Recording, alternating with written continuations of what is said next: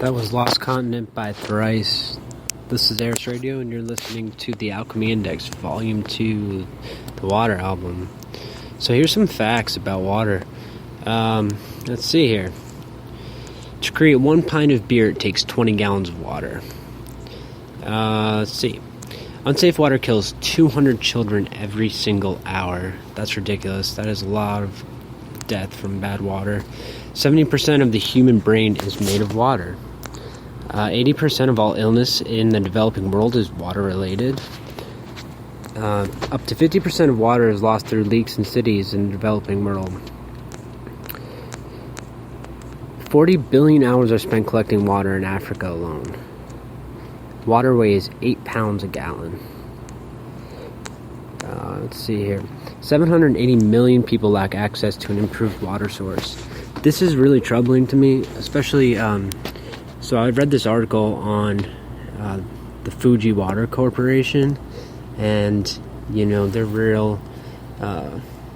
people really like to drink that water because it's some of the purest water in the whole entire world, and that's absolutely true. The only problem is that in the area that this is made, only the Fuji Water Company has access to clean water, and all the people who live on that island have undrinkable water. And they make billions of dollars every single year exporting that water, while the citizens basically just die from lack of potable water. It's pretty sad. A person can live about a month without food, but only about a week without water. Water expands about 9% when it freezes. Children in the first 6 months of life consume 7 times as much water per pound as the average American adult. Americans drink more than 1 billion glasses of tap water per day. 85% of the population lives in the driest half of the planet. So, there's a lot of facts about water. Each day we also lose a little more than a cup of water when we exhale it. Water withdrawals are predicted to increase by 50% in developing countries and 18% in developed countries. By 2025, half the world's people will live in countries with high water stress. It takes twice the amount of water to produce coffee than it does tea. Chicken and goats are the least water-intensive meats to consume. And here's an interesting one. I found this one out when I was raising chickens in the winter in a really cold environment.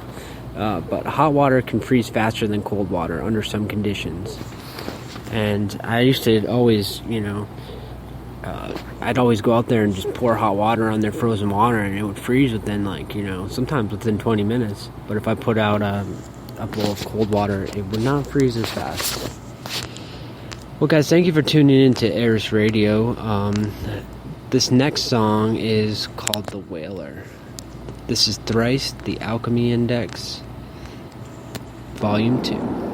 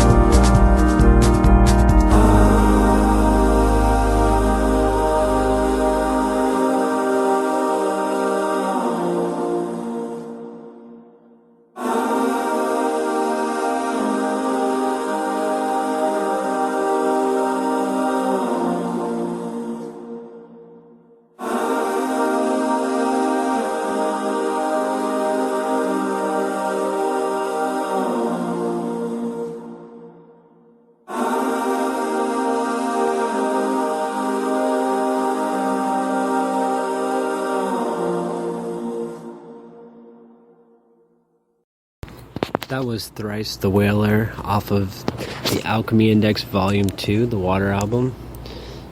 That song is about a man who his job is to be a whaler, which a whaler is someone who hunts whales.